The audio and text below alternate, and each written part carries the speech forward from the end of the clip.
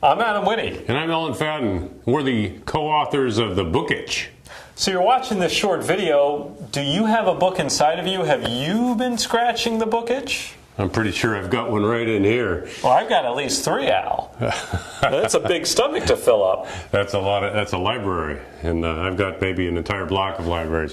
What is a book itch? It's the burning desire to leave your mark on the world, your legacy. You've got a message in you. You've got something where you've made a difference, and you can all even get down to the point, will it matter that I live? This is a great way to leave your legacy to the world.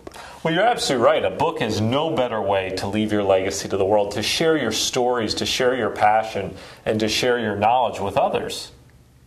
So in the few short videos that we have to share with you, we're going to give you all the tools that you need to scratch the itch and determine if you have a book inside of you and help you get it done. Because The Book Itch is the first book ever about not how to write a book, but whether you should write a book. Do you have the book itch? Stay tuned.